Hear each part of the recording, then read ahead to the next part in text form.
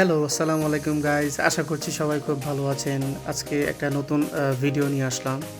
সেটা হচ্ছে যে আমার পার্সোনাল ব্যবহারের Poco X2 ফোন। তো আজকে হচ্ছে এটার ব্রেকডাউন করব যে আসলে ৪ বছর পরে এটা আসলে ২০২৫ সালে কেমন পারফর্ম করতেছে। তো এটা আমার মানে আমার ফোন আমি যে কয়টা ব্যবহার করছি এর মধ্যে থেকে সবথেকে ভালো এবং গুড পারফরম্যান্স ফোন এটা। এটা নিঃসন্দেহে বলতে পারি।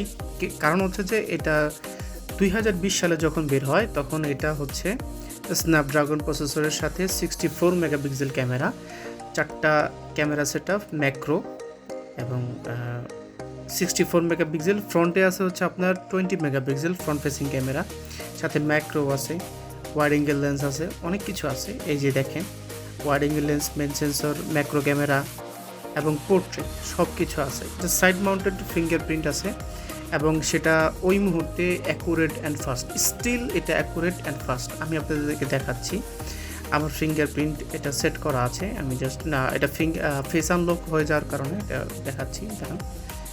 দেখেন, চাপ দেওয়ার সাথে সাথেই দ্রুত এবং ফাস্ট এটা আনলক হইতেছে। দেখছেন, টু মাস ফাস্ট, হ্যাঁ, কোনো ডিলে নাই। সো এইটা আসলে মানে যারা ইউজ করছে অবশ্যই তারাই বিষয়গুলো জানে। সো এখন আমরা আপনাদেরকে দেখাবো ডিসপ্লে সেকশনে। এই ডিসপ্লেটা হচ্ছে আপনার 120 হার্জের ডিসপ্লে। তখন ২০২০ সালে 120 হার্জের ডিসপ্লে নাই বললেই চলে, নাই বললেই চলে, নাই বললেই চলে। তখন 120 হার্জ পাওয়া আসলে তখন একটা ছিল দুষ্কর। তখন 120 হার্জ হচ্ছে নতুন মানে ডিসপ্লে জগতে নতুন একটা মানে সিস্টেম, যেটা আসলে কারোই ছিল না আগে পরে।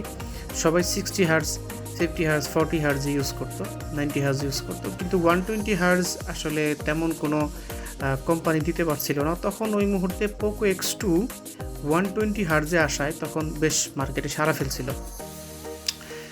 এইখানে আপনার পোর্ট্রেট মোড, ক্যামেরা দুর্দান্ত পারফরমেন্স। এটা আসলে ক্যামেরা নিয়ে বলার কিছু নাই, কারণ হচ্ছে যারা অলরেডি ইউটিউবে ভিডিও দেখছেন তারা অবশ্যই জানেন যে আসলে পোকো X2 ক্যামেরা নিয়ে আসলে কোনো কমপ্লেন নাই। তবে যেটা কমপ্লেন ছিল সেটা হচ্ছে motherboard issue. So motherboard issue হচ্ছে পোকো সিরিজগুলো পরবর্তীতে এগুলো ঠিক করে ফেলছে। পোকো X2 এবং পোকো X3 এবং হচ্ছে Xiaomi নোট 10 সিরিজটা হচ্ছে ওনাদের মাদারবোর্ড ইস্যু ছিল, পরবর্তীতে সেটা ঠিক করে ফেলছে। তো রিসেন্টলি আই গট দুইটা বাবল ছোট ছোট নিচে। আসলে এটা তেমন কোনো প্রবলেম করে না, বাট তারপরেও এটা বলার বিষয়। তবে স্টিল এটা খুব ভালো পারফর্ম করছে। স্ক্রিনের যে ব্রাইটনেস আছে, ব্রাইটনেস আউটডোর ভিজিবিলিটিতে অনেক সুন্দর ভিজিবল হয়, কোনো প্রবলেম হয় না দেখতে, ঠিক আছে। যদিও এটা আইপিএস ডিসপ্লে, মাইন্ডেড, এটা কিন্তু আইপিএস ডিসপ্লে। আইপিএস ডিসপ্লে থাকা সত্ত্বেও এটার আউটডোর ভিজিবিলিটি ভাই অসাধারণ, মারাত্মক সুন্দর, আপনার দেখতে কোনো প্রবলেমই হবে না, ঠিক আছে। তবে আপনার একটা কাভার ব্যবহার করেন, পেছনে হচ্ছে আপনার এই গ্লাসটা যেটা, ওইটা হচ্ছে ফিঙ্গার খুব দ্রুত বসে যায়, এর জন্য একটা কাভার ব্যবহার করার পরামর্শ আমার রইল।